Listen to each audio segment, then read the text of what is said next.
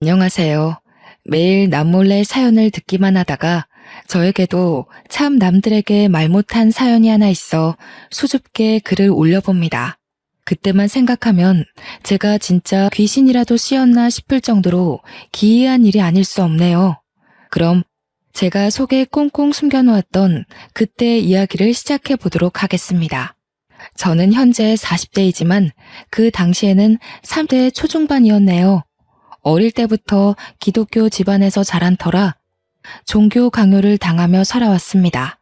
할아버지께서 목사님이셨던 터라 온 가족이 꼭 주말에는 예배를 드리러 교회에 가야 했어요.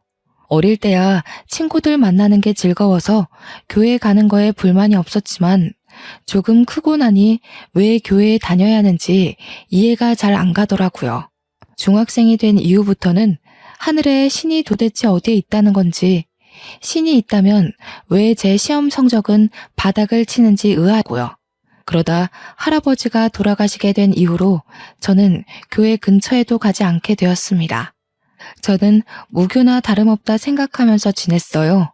고등학교, 대학교 전부 무사히 잘 졸업하고 나서도 매주 교회에 나가는 부모님을 보고 좀 이해하기 힘들다 싶기도 했지만 저에게 종교 강요를 예전처럼 하지 않으니 그런가 보다 했습니다.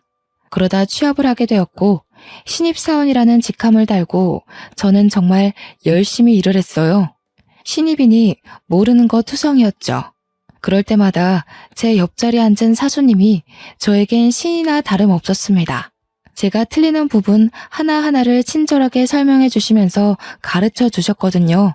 분명 같은 부분에서 실수가 나면 화를 내기 마련인데 정말 무슨 부처님처럼 다시 한번 설명을 해주셨어요.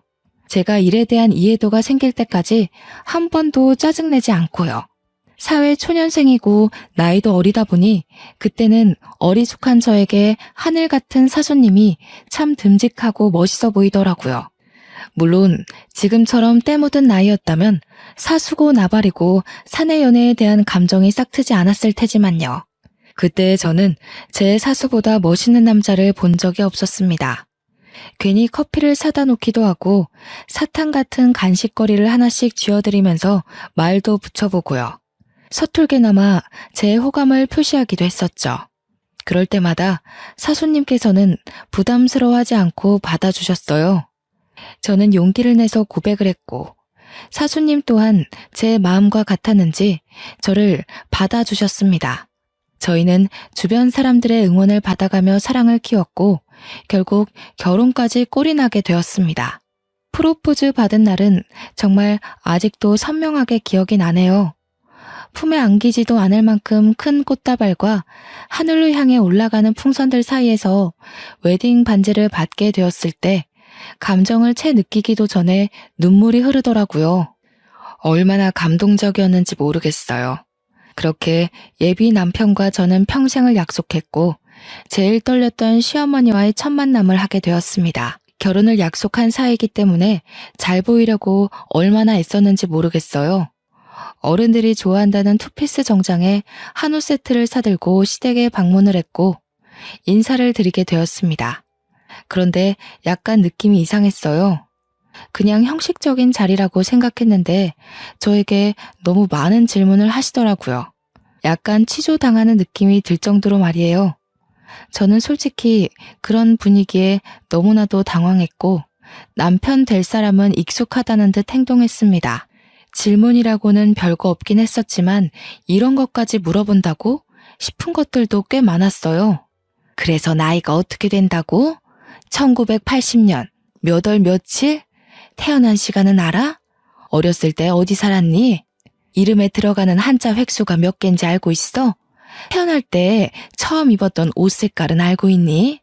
얘, 손 좀 내봐라. 네 손금 좀 보자. 호구조사로 시작된 질문은 점점 산으로 가는 것 같은 느낌을 받게 했습니다. 저는 제가 다 알지도 못할 질문들이 이어지자 너무나도 당황했고요. 나중에는 저에게 처음 앞니가 빠진 날짜가 언제인지 물어보시더라고요. 아니 세상에, 자기 앞니가 빠진 나이도 기억이 가물가물한데 날짜까지 기억이 날 리가 있나요? 제가 도저히 생각이 안 난다고 얼버무리니 인생사가 얼마나 중요한 건데 제 앞니 빠진 날짜도 모르냐고 타박을 하시더라고요. 저는 시어머니께 본인 앞니 빠진 날짜는 알고 있냐고 되묻고 싶었지만 꾹 참았습니다. 저는 도무지 이해를 할 수가 없었죠. 그날 기분은 별로 좋지 않았습니다. 결혼에 관한 이야기보다는 별 쓸데없는 이야기만 잔뜩 나누고 돌아왔다고 생각했고 저를 마음에 들지 않아 하신다고 생각했거든요. 예비 신랑이랑 이야기를 나누어 보니 신경 쓰지 말라는 무성의한 대답만 돌아왔고요. 하지만 제 예상과는 다르게 상견례 날짜를 잡자는 예비 시어머니 연락이 왔고 어영부영 저희 가족도 상견례 자리를 마련하게 되었습니다. 처음 배웠던 날 이상한 질문들이 오갔기 때문에 내심 걱정되는 자리이긴 했지만 정신만 똑바로 차리면 호랑이 굴에서도 도망칠 수 있다고 하잖아요. 그래서 저는 결혼에 대한 이야기를 확실하게 할 수 있도록 준비를 했습니다. 상견례 자리에서는 무난했습니다. 다른 자리와 비슷하게 신혼집에 대한 이야기와 결혼식 준비에 대한 이야기를 나누게 되었어요. 제일 중요한 건 역시 서로 얼마를 준비할 수 있느냐 하는 돈 문제에 관한 이야기였죠. 예비 시댁이나 저희 가족들이나 전부 돈에 있어서는 이견 없이 준비를 할 수 있게 대화가 오갔기 때문에 저나 예비 신랑이나 전부 한시름 났어요. 하지만 예상치 못한 일은 결혼식 날짜를 정하는 일에서 생겼습니다. 신혼집은 애들이 원하는 위치에 잡기로 했으니 결혼식 일정은 제가 잡겠습니다. 제가 좀 알아봤는데 애들 합이 딱 맞는 날이 있다고 하더라고요. 길일이라 하면 저희도 좋지요. 사돈 어른께서 아주 시원시원해서 좋습니다. 12월 둘째 주 수요일이 딱이라고 하더라고요. 순간 상견례 자리에서 정적이 흘렀습니다. 토요일도 일요일도 아닌 수요일이라뇨. 도대체 어느 누가 수요일에 결혼식을 한다는 말입니까? 저희 부모님도 너무 어이가 없었는지 입을 떡 벌리시고는 아무 말도 못 하시더라고요. 저는 시어머니께 수요일에 결혼을 하라는 말씀이신지 다시 한번 여쭈어 봤습니다. 그러자 시어머니는 저에게 당연하다는 듯 이야기를 하셨습니다. 그날이 딱 좋은 날이라고 하더라고요. 그날 결혼하면 이혼할 일도 없다고 했다면서 요일이 중요하냐고 오히려 되물으셨습니다. 저는 당황해서 할 말을 잃었고 시어머니는 어떻게 살 수 있는지가 중요한 거니 그날 결혼식을 하는 게 좋겠다고 박박 우기셨어요. 저희 부모님도 너무 당황하셨는지 물 한 컵 들이키시고는 헛웃음만 흘리셨어요. 저는 예비 신랑을 쳐다보았지만 시어머니의 말씀에 토를 달 수 없는지 가만히 있더라고요. 사돈, 아무리 그래도 수요일에 결혼하면 손님들이 불편하지 않으실까요? 손님이 중요한가요? 우리 애들이 가장 합이 맞는 날에 결혼하는 거, 그게 중요한 거죠. 아무 날이나 결혼하는 건 옛날 풍습에도 맞지 않고요. 손님을 조금 포기해도 애들이 잘 살 수 있는 날 결혼하는 게 가장 중요하죠. 솔직히 틀린 말 하나 없어서 저희도 더 우길 수가 없었습니다. 시어머니 어깨를 한껏 치솟았고 저희는 그냥 시어머니의 고집대로 수요일 저녁 8시에 결혼식을 하기로 했어요. 결혼식장을 예약할 때 결혼식장 관계자들이 저희에게 2번이나 날짜에 실수가 없는 게 맞냐고 확인까지 하셨었어요. 절대로 예식 날짜 변경만큼은 안 된다고 고집을 부리시는데 그날 꼭 해야 되는 이유가 있다고 장담을 하시니 어쩔 수 없었습니다. 저희 부모님과 제 친구들, 그러니까 친정 쪽 손님들은 모두 황당해 하셨어요. 지방에서 올라와야 하는 친척도 상당히 난감해 하셨고요. 저희는 버스 대절을 일일이 신경 써서 준비해야만 했습니다. 결국에는 못 온다는 손님들이 늘어나고 대폭으로 손님들을 줄여 의도치 않게 스몰 웨딩을 하게 되었습니다. 저희 부모님께서 그동안 뿌린 금액이 얼만데 제대로 수고도 못했다면서 참으로 속상해 하셨지만 시집살이 트집 잡힐까 무서워 시댁 의견에 찬성할 수밖에 없었어요. 분명 날짜를 받아왔다고 하셔서 시댁은 따로 종교를 믿지 않거나 아니면 어디 신점을 보러 다니시는구나 싶었는데 시댁이 글쎄 기독교라고 하더라고요. 저희 부모님도 모태 신앙이셔서 그 부분은 참 마음에 든다고 하시면서도 그럼 왜 결혼식 날짜에 그리 신경을 쓰셨지 하시며 의문을 가지셨습니다. 예비 시어머니는 저 결혼식에 목사님께서 주례를 서주시기로 했다고 하셔서 오히려 다행이라고 생각했습니다. 사실 마땅히 주례를 봐주실 분이 없었거든요. 저희 집에서도 목사님이라고 하니 상당히 좋아하셨고요. 그런데 또다시 문제가 발생했습니다. 신혼집이며 혼수며 준비도 다 잘 되었고 결혼식 날짜가 마음에 걸리지만 그래도 다 잘 해결됐으니 다행이지. 우리 이제 결혼하면 주말에는 뭘 하는 게 좋을까요? 나는 취미 생활을 하나 같이 했으면 좋겠는데 운동이든 뭐든요. 그러자 남편은 저를 빤히 쳐다보더니 약간 곤란하다는 듯이 말을 이어나갔습니다. 주말에? 주말에는 교회 가야지. 우리 어머님 소원이 며느리랑 같이 교회 다니는 거였거든. 토요일이나 일요일 오후에는 둘이 놀러 다니거나 취미생활 하는 거 다 좋은데 일요일 오전에 교회는 꼭 같이 갔으면 좋겠어. 저는 미리 정해진 이야기가 아니었기 때문에 또다시 당황스러워 말을 잇지 못했습니다. 그런 제 마음이 표정에서 다 드러났는지 남편이 저의 손을 꼭 잡고는 제게 애와 가까운 부탁을 했습니다. 우리 어머니께서 정말 신실하신 기독교 신자야. 그래서 교회를 오래 다니시기도 했고 온 가족이 교회에 가서 예배드리는 걸 평생 꿈꿔오셨어. 며느리가 생기면 같이 손잡고 예배 보고 밥도 먹고 하고 싶다고 하셨고 내가 나머지 시간에 당신이 스트레스 받지 않도록 잘할게. 그러니까 일요일 오전만큼은 교회에 같이 다녀줬으면 좋겠어. 대신 제사도 없고 별다른 가족 행사로 귀찮게 하지 않을 테니 그 부분은 안심하라고 했어요. 인터넷에서 보면 제사 지내는 걸로 상당히 많은 트러블이 생기잖아요. 그런데 제사가 없다고 하니까 교회 정도야 나가도 되겠다 싶더라고요. 한평생 소원이라고 하셨다는데 못 들어줄 이유가 없다고 생각했고요. 그렇게 결혼하고 처음으로 교회에 간 순간 저는 많이 당황스러웠어요. 저희 부모님과 어렸을 때 다녔던 교회의 모습과는 많이 달랐습니다. 뭔가 분위기가 목사님 위주로 돌아가는 것 같았어요. 신도들이 전부 목사님의 말에 엎드려 절을 하는 듯한 분위기였거든요. 너무나도 생소한 분위기였지만 시어머니는 제가 교회에 나왔다는 이유로 너무나도 저를 예뻐해 주셨습니다. 신도들에게도 제 자랑을 얼마나 하시던지 쥐구멍에 숨고 싶은 심정이었어요. 며느리가 시키지도 않았는데 같이 교회를 다니겠다고 했다면서 자랑을 하시는데 제가 그런 말을 한 적도 없는데 나서서 설레발을 치시니 좀 부끄럽더라고요. 어머님께서 이렇게나 좋아하시니 일요일이 기다려지더라고요.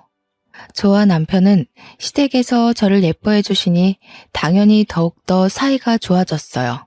저희의 신혼생활을 방해하는 게 아무것도 없었거든요. 자녀 계획을 일찌감치 세웠던 터라 얼른 저희에게 이세가 찾아오기만을 손꼽아 기다렸습니다. 물론 친정도 시댁도 손주를 얼른 보고 싶어 하셨고요. 당연히 빨리 아이를 키우고 노후를 즐기자는 마음으로 이세 계획을 했기에 피임 같은 건 하지 않았습니다. 나이도 많은 편은 아니니 아이가 일찍 찾아와 줄 것 같았고요. 그렇게 신혼생활이 3개월쯤 지났을 때 시어머니는 대뜸 저에게 좋은 소식은 없냐면서 전화를 하셨습니다. 아이 말씀이시죠? 천천히 마음 먹으면 찾아올 거라고 생각하고 기다리고 있어요. 아직 나이도 많은 편은 아니라서 금방 생기지 않을까요? 그래, 알아서들 잘하겠지. 다름이 아니라 너 앞으로는 속옷을 흰색만 입어라. 네? 그게 무슨 말씀이세요? 일단 너랑 빨간색은 절대 상극이라고 하니까 속옷은 물론이고 옷도 빨간 옷 절대 입지 말고 내가 하는 말 하나하나 새겨 듣는 게 좋을 거야. 제가 화려한 속옷을 즐겨 입는 건 아니었지만 아무리 그래도 며느리한테 속옷 색깔까지 지정해주는 시어머니는 없지 않나요? 그날 저녁 남편에게 시어머니께서 이런 전화를 하셨다고 말을 했어요. 여보, 오늘 어머님께서 갑자기 전화하셔서는 나보고 흰색 속옷만 입으라고 하시는 거 있지? 그래? 엄마가 또 어디서 이상한 소리를 듣고 왔나? 아니, 시댁 식구 전부 교회 다닌다면서 그렇게 전보로 다니셔도 되나? 남편은 점이라니 무슨 소리냐며 저에게 되물었어요. 저는 제 생각을 아무렇지 않게 이야기를 했습니다. 그렇잖아. 결혼식도 무조건 수요일에 해야 된다고 하시고 속옷도 절대로 흰색만 입으라고 하시고 나보고 빨간색이 상극이니까 옷도 같은 건 절대 입지 말라고 하시던데. 엄마가 전보로 다닐 사람이 아닌데. 절대 우리 엄마 앞에서 그런 이야기 하지 마. 모태신앙으로 버텨오신 분이라 점이니 무당이니 그런 소리 하면 화 엄청 내실 거야. 저는 대충 알겠다고 대답하고 넘어갔습니다. 모태신앙이라면서 점 보러 다니는 시어머니도 이해가 안 갔지만 남편 또한 저런 소리를 들었다는데 시큰둥한 반응이라 이해가 가질 않았어요. 그렇게 또 바쁜 한 주가 지나가고 시어머니와 함께 예배를 드리고 시댁에서 밥이나 먹자고 하길래 따라갔습니다. 화장실이 가고 싶어서 시아버지와 남편이 잠시 밖으로 담배 피러 간 사이에 화장실에 들어가 변기에 앉아 있는데 갑자기 문이 덜컥덜컥 하더라고요. 어머님이 급하신가 싶어서 저 화장실에 있다고 소리를 쳤는데 갑자기 문이 확 열렸어요. 아, 어머니, 저 있다니까요. 제가 너무 놀라서 급하게 가릴 부분만 가리고 어머님께 소리를 쳤는데 저를 빤히 보더니 갑자기 화를 내시더라고요. 저는 놀래서 어머님을 밀어내고 화장실 문을 다시 잠갔어요. 아까도 분명 잠갔는데 어머님 손에 열쇠가 있는 걸 봐서는 억지로 문을 여신 것 같았습니다. 놀란 가슴을 가라앉히고 나와서 어머님께 저도 화가 나서 소리를 쳤습니다. 어머님, 제가 있다고 했는데 그렇게 문을 여시면 어떡해요? 예, 너 내가 뭘 했어? 절대로 흰색 속옷만 입어야 한다고 했지. 내 말이 아주 말 같지 않지? 어? 그래서 나를 무시하고 지금 색깔 있는 속옷을 입은 거 아니야?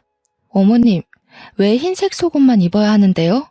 그래야 빨리 애가 들어선다고 했단 말이다. 도대체 누가요? 어머님, 혹시 점 보러 다니셔요? 얘가 아주 큰일 날 소리를. 하나님께서 지켜보고 계신데 무슨 점을 보러 다녀? 그럼 누가 그런 소리를 하는데요? 우리 목사님께서 그러셨다. 손주 빨리 보고 싶으면 며느리한테 절대로 흰색 속옷만 입으라고 전하라고. 기도해서 응답 받으셨다고 그러셨어. 저는 정말 너무나도 당황스러웠습니다. 다른 사람도 아니고 목사님이 그런 소리를 하셨다고 하니까요. 저는 시어머니께 목사님이 그런 소리를 하고 다녀도 되는 거냐고 되물었습니다. 그러자 시어머니는 더욱 화를 내면서 말씀하셨어요. 지금 우리 목사님 흉 보는 거니? 그런 소리를 뭐 아무한테나 해주는 줄 알아? 나처럼 20년 이상 믿고 따르는 신도들만 모여서 기도의 응답을 알려주시는 거야. 매주 금요일 오전에 몇몇 신도들만 모여서 그렇게 기도회를 한단다. 그때 목사님께서 가족 간의 평안을 위해 물음을 하시고 응답이 오면 하나하나 알려주신단다. 네가 우리 집에 어떻게 시집 오게 됐겠니? 다 목사님께서 며느리를 받아야 한다고 응답을 받으셨기 때문이지. 어머님, 이게 다 무슨 말씀이신지 모르겠어요. 저와 오빠가 서로 사랑해서 결혼하게 된 거지 목사님이 점 찍어주셔서 결혼한 게 아니에요. 너를 집안에 들여야 부흥이 된다고 했다고. 그 말이 얼마나 대단한 말인지. 너 딱 시집 온 날부터 너네 시아버지 사업이 술술 풀리기 시작했잖니.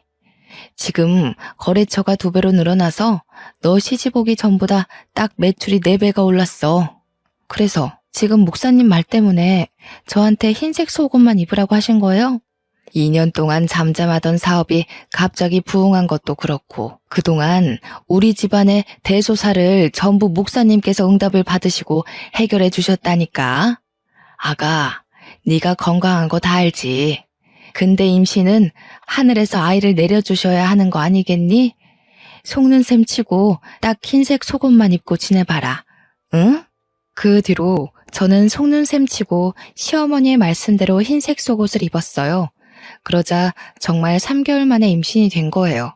임신 테스트기에 두 줄이 딱 떴을 때 저는 임신에 대한 기쁨보다 정말 흰색 속옷 덕분인가 싶은 마음이 먼저 들었습니다. 양가의 임신 사실을 알렸을 때에도 시어머니는 저에게 축하한다는 말보다 목사님 덕이라는 이야기를 먼저 하셨습니다. 흰색 속옷을 입으면 아이가 바로 들어설 거라고 하지 않았느냐며 저에게 의기양양하게 말씀하셨습니다. 자기 말 들어서 절대로 손해볼 게 없다면서 이게 다 전지전능하신 목사님의 기도 덕이라고요. 완전 기세등등하셔서 말씀을 하시는데 솔직히 저도 혹하더라고요. 꾸준히 아이를 가지려고 시도하고 있었지만 그래도 사람에게 조바심이라는 게 생기기 마련이잖아요. 가서 검사라도 한번 해봐야 하나 하는 그 타이밍에 정확히 아이가 들어서니 저도 점점 종교에 빠지게 되었습니다. 그날 이후로 시어머니는 제게 하나하나 목사님의 말씀이라면서 사소한 것부터 일일이 명령하기 시작했어요. 제가 발에 땀이 정말 많이 나는 체질이라 겨울에도 양말을 잘 신지 않을 정도거든요. 여름에는 당연히 슬리퍼만 신고 다니니 양말을 절대 신지 않았었고요. 그런데 시어머니는 저에게 집안에서 양말을 신고 다니라고 하셨어요. 양말이요? 어머니 저 발에 땀이 많아서 양말 신으면 오히려 더 냄새나고 불편해요. 내 말 들어서 어디 손해본 적 있니? 목사님께서 너 양말 안 신고 다니면 한번 탈 난다고 하더라. 임신도 했는데 널 위해서 하는 말이니까 양말 신고 다녀. 양말 신고 다녀. 알겠어? 임신해서 몸은 점점 불어나고 다리도 붓고 더워 죽겠는데 양말까지 신으려고 하니까 죽겠더라고요. 게다가 날이 점점 더워지고 있어서 양말에는 절대로 손이 가지 않았어요. 매일같이 양말 신었냐고 물어보시길래 그냥 거짓말로 양말 신었다고 대답하고는 신지 않았었죠. 그런데 정말 거짓말같이 사고가 난 거예요. 계단을 내려가다가 발을 삐끗했는데 발목이 확 접질려서 인대가 늘어나고 말았습니다. 저는 바로 병원으로 갔고 임신 중이라 간단하게 부목을 대고 반깁스를 했어요. 제 이야기를 들은 시어머니께서 그날 바로 전화해서는 제게 호통을 치셨습니다. 너 양말 안 신었지? 하며 제가 다쳤다는 이야기를 하자마자 말씀을 하시는데 정말 깜짝 놀랐어요. 진짜 온몸에 소름이 오소소 돋더라고요. 속옷도 그렇고 양말도 그렇고 뭔가 타이밍이 짜맞춘 듯이 흘러가니까요. 저는 우물쭈물 대답을 못했어요. 그러자 시어머니께서 엄청 답답해 하시면서 저한테 말씀하셨습니다. 잘 되라고 우리 목사님께서 금요 기도회에서 응답을 전파해 주신 건데 그걸 왜 안 듣고 그러니? 안 되겠다. 너 나 따라서 기도회에 한번 참석하자. 금요일 오전에 시간 비워도. 저는 울며 겨자 먹기로 금요일 오전에 시어머니께서 믿어 의심치 않는 기도회에 참석하게 되었습니다. 그런데 제가 말씀을 따라하고 응답을 받으려고 하는데 목사님께서 저에게는 말을 해줄 수 없다고 하셨습니다. 제가 세례를 받지 않은 사람이기 때문에 기도회에 참석해서는 안 된다고요. 정 참석하고 싶으면 세례를 받고 오라며 정중하게 저를 내보내셨어. 저는 기도회 중간에 밖으로 나오게 되었고 시어머니께 세례 받는 법을 여쭈어 보니 무슨 물속에 들어가서 세례를 받는다고 하더라고요. 제가 근데 맥주병이기도 하고 어릴 때 계곡에서 놀다가 물에 빠진 이후로 물 공포증이 있어서 절대로 물에 들어가지 않거든요. 욕조에 물 받아서 씻는 것도 가슴이 벌벌 떨려서 절대 하지 않고요. 그래서 저는 그냥 세례 안 받겠다고 시어머니나 실컷 기도하시고 말씀 들으시라고 했죠. 그러니 바로 돌변하셔서는 언제는 간이고 쓸개고 빼줄 것처럼 기도에 참석해보겠다고 하더니 이제 와서 말 바꾸는 거냐고 화내더라고요. 어머님, 저 진짜 물 공포증 있어서 절대 물에 못 들어가요. 물속에 둥둥 떠서 기도를 받아야 한다는 게 저한테는 얼마나 공포스러운 일인데요. 게다가 저 물에 뜨지도 않아요. 우리 교회 신도들 중에 물 공포증 있는 사람들도 다 목사님의 말씀의 힘으로 이겨냈어. 우리 며느리가 그 정도도 못할 거라고는 믿고 싶지 않구나. 저 임신 중이잖아요. 혹시라도 잘못되면 어떡해요? 제가 임신 중이라는 핑계를 대자 시어머니도 저에게 더 이상은 강요하지 않으셨어요. 만약 임신이 아니었다면 그대로 머리채 잡혀 끌려갔을 수도 있겠구나 싶더라고요. 어영부영 세례를 잘 피하자 그 뒤로 금요일 오전 기도회에 같이 가자는 말씀은 안 하시더라고요. 솔직히 한시름 났죠. 그런데 그날 이후로 계속해서 목사님의 말씀이라면서 제 살림 하나하나에 간섭을 하시는 거예요. 침대 위치를 바꿔야 된다고 하시면서 대뜸 집에 찾아와 침대를 침실 정 가운데에 떡하니 옮겨두시는 거예요. 저는 침대가 너무 어정쩡한 위치에 있어서 이건 아니다 싶었습니다. 어머님, 여기다가 침대를 두면 공간을 활용하기가 너무 어려워요. 벽에 붙이면 몰라도 침실 정 가운데에 두면 이 침실이 아주 음양의 기운이 좋다고 하더라. 딱 침대를 정중앙에 두면 그 길을 너와 우리 아들이 다 받아간다더라. 목사님이 얼마나 대단하신 분인지는 잘 알지? 시아버지의 사업도 승승장구하고 있고 저도 덜컥 임신까지 했으니 시어머니 눈에 목사님은 거의 신과 같은 존재였습니다. 제 다리도 거의 나아가고 있었는데 이게 다 매일 목사님께서 기도를 해주신 덕분이라고 하셨어요. 음양의 기운을 다 받으면 얼마나 좋은데요?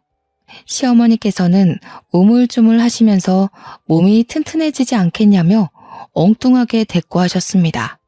시어머니도 제대로 아는 건 없는 것 같았지만 집을 3개 부리길래 어쩔 수 없이 침대를 침실 정 가운데에 두었습니다. 오며 가며 얼마나 불편하던지 그날 저녁 남편이 집에 돌아와서는 침대가 왜 여기에 있냐고 구석으로 밀어두려고 하더라고요. 평소 같았으면 남편이 하는 일이니 시어머니도 별 말씀 못하겠지 싶어 냅두는데 이상하게 그날따라 시어머니의 말씀이 자꾸 귀에 맴돌았어요. 몸이 튼튼해질 거라는 말이요. 제 뱃속엔 아이도 있었으니까 왠지 그 기운이 받고 싶어지더라고요. 그래서 그냥 내버려 두자고 했습니다. 침대 모서리에 다리를 찢기도 하고 공간을 애매하게 차지하는 바람에 화장대도 치워야 했지만 적응하면 괜찮겠지 싶었어요. 그런데 남편이 퇴근길에 큰 교통사고가 났다는 거예요. 저는 교통사고가 났다는 소식에 놀래서 휴대폰도 두고 택시를 타고 병원에 갔어요. 그런데 우리 남편이 응급실 침상도 아닌 의자에 멀뚱멀뚱 앉아있더라고요. 저는 너무 놀래서 막 달려가 남편의 이곳저곳을 살펴보았습니다. 너 다친 데가 하나도 없어. 차는 거의 폐차 지경이라면서 다친 데가 어떻게 없어. CT랑 MRI 같은 것도 다 촬영해봤어? 아니, 그걸 촬영할 필요도 없을 거래. 의사가 와서 이곳저곳 다 보더니 아무런 이상이 없다네. 레카 차량 기사가 에어백이 잘 터져서 아무 문제 없는 것 같다고 하긴 했는데 차량이 전부 흡수했다고. 저는 그때 갑자기 시어머니께서 침대를 정중앙에 두면 몸이 튼튼해진다고 했던 그 말이 떠올랐어요.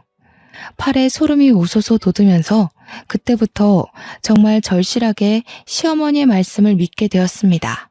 누구보다 열심히 교회에 나가서 봉사를 하고 목사님의 말씀 하나하나를 귀 기울여 듣게 되었어요. 시어머니는 그때부터 저에게 과한 것들을 요구하기 시작했지만 저는 군소리 없이 전부 따르게 되었습니다. 믿어서 손해볼 일은 단 한 번도 없었으니까요. 예, 오늘 기도 말씀에서 옷장에 옷을 전부 뒤집어서 걸어두라고 하더라. 안쪽에 붙은 택이 바깥에 오도록.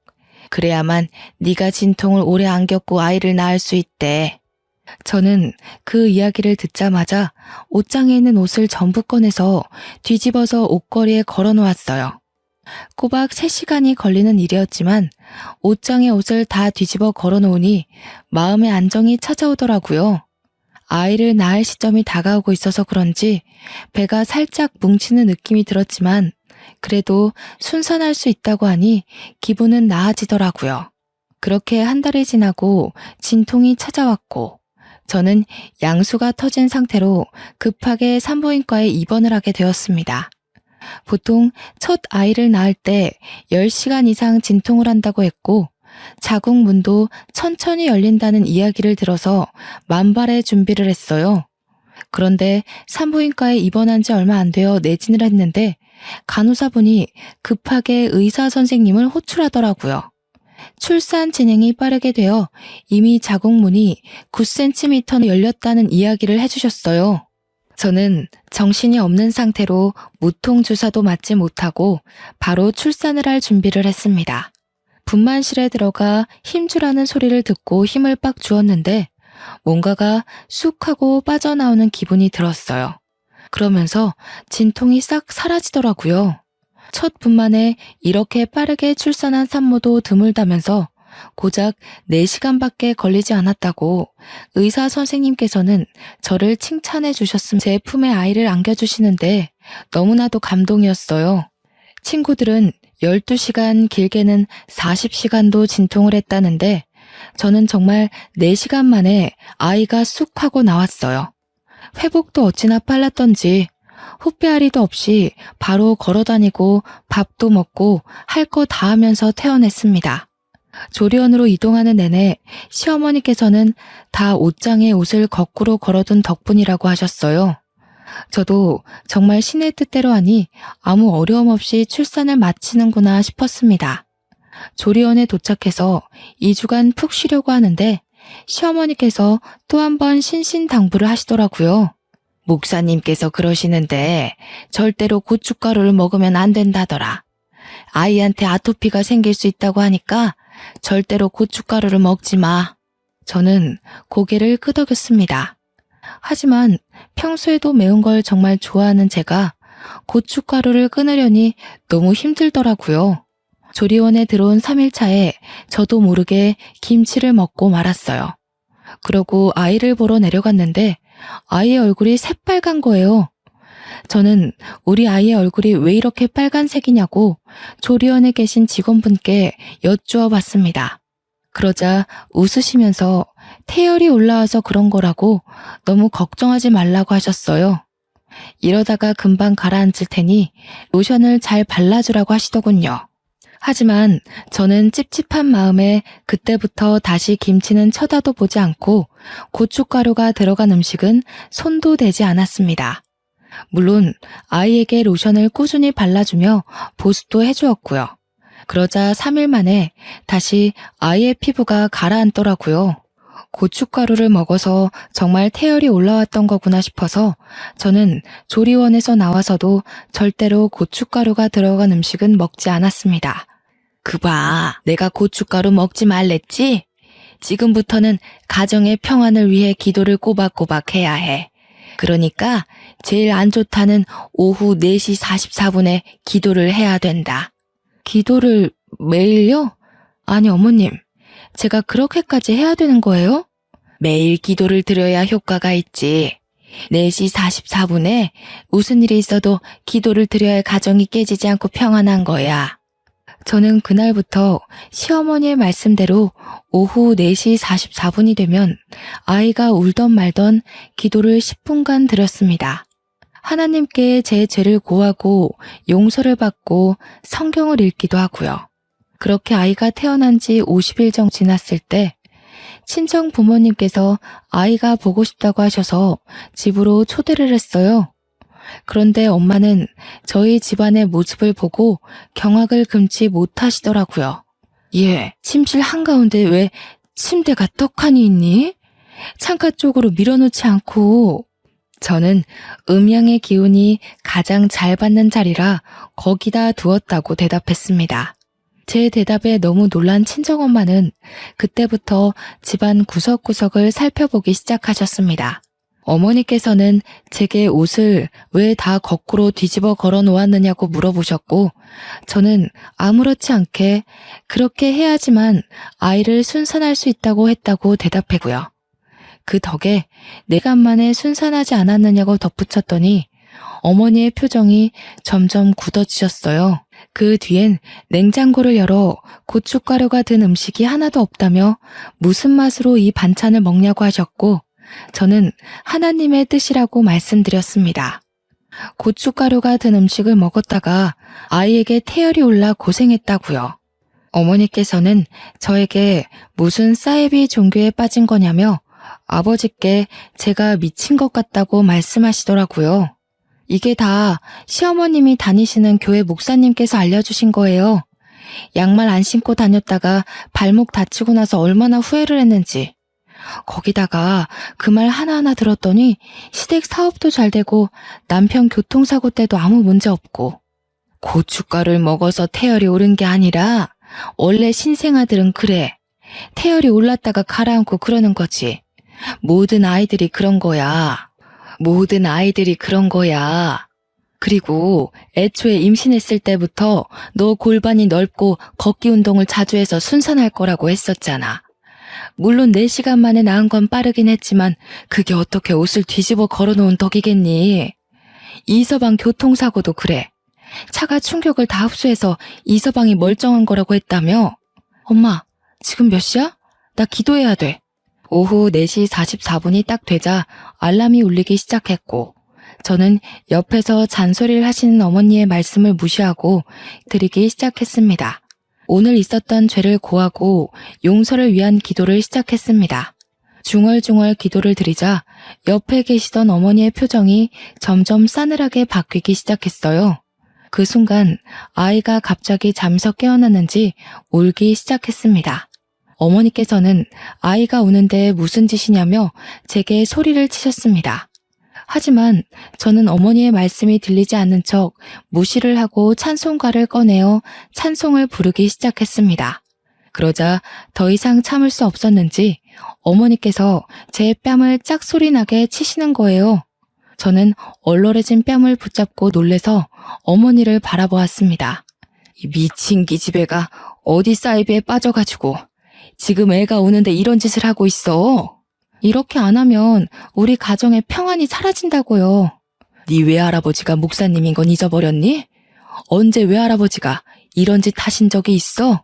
사람이 시간의 순리대로 살고 일이 생겨도 다 각자의 능력으로 해결하는 거지.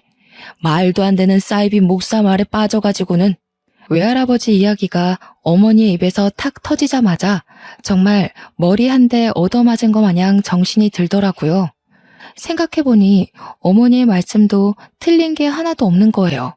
아이를 가지려고 피임을 하지 않았으니 흰색 속옷을 입던 말던 임신은 당연한 거였고, 계단에서 내려오다가 다리를 접질렸던 것도 제가 급한 마음에 서둘러서 슬리퍼 신고 내려가다가 턱에 걸려 접질린 거였고요.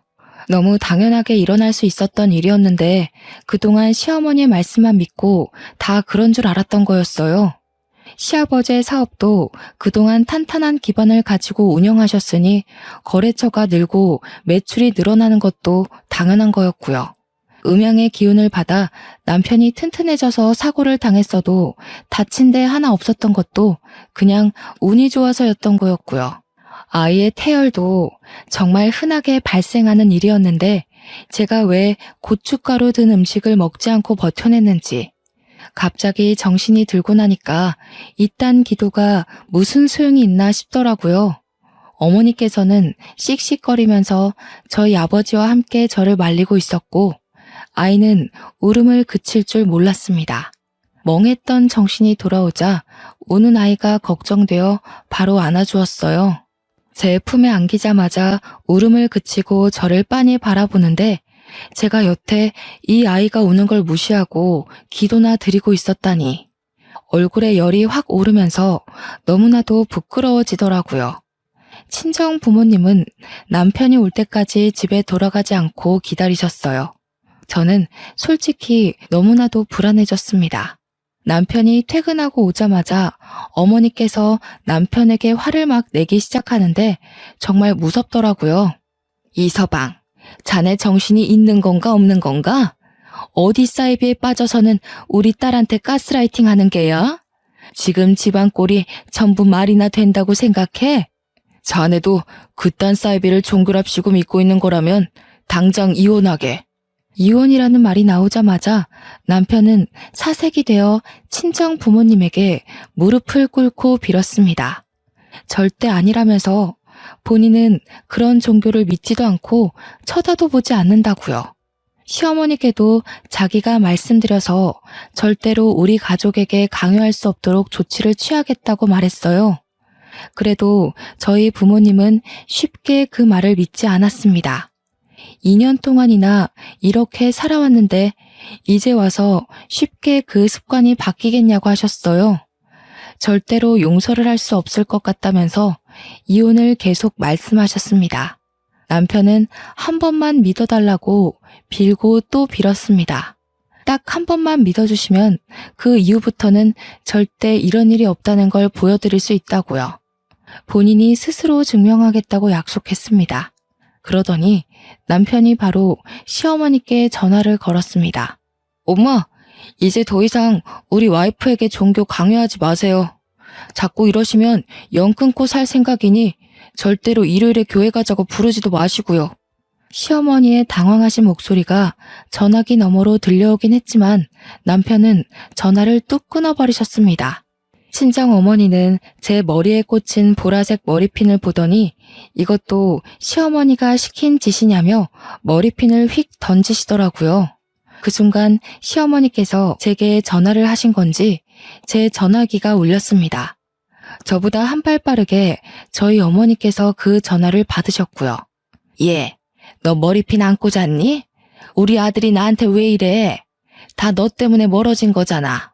사돈 어른, 무슨 개소리를 하시는 겁니까? 그딴 사이비에 빠져서 우리 딸을 어떻게 만든 겁니까? 믿고 싶으시면 혼자 믿으세요. 그쪽 목사가 아들 이혼시키고 싶답니까? 아니 그게 무슨...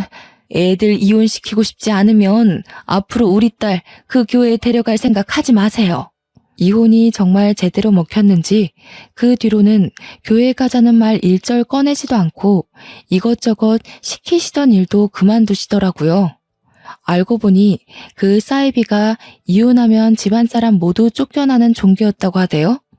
이혼만큼은 절대 안 된다고 하니 남편이 초강수를 뒀던 거였어요. 더 이상 시어머니께서 제게 이상한 짓을 요구하는 일은 아직까지도 일절 없고 혹여라도 이혼 이야기가 나올까 무서워 제 눈치까지 보고 계십니다. 저는 친정 식구들과도 절대로 그런 종교에 빠지지 않기로 약속을 했고 지금은 둘째까지 낳아 잘 살고 있는 중입니다. 아마도 저처럼 언제 빠졌는지도 모르게 사이비 종교에 물들고 있는 분들도 분명 있을 거라 생각합니다. 원래 모든 일은 자기가 믿기 나름이라고 생각해요. 저는 현명하게 제 힘으로 스스로 헤쳐나오진 못했지만 다른 분들은 가능할 거라 믿습니다. 시댁에 절대 휘둘리지 말고 며느리들 모두 자기 삶을 찾도록 해요. 제 이야기를 들어주셔서 감사합니다.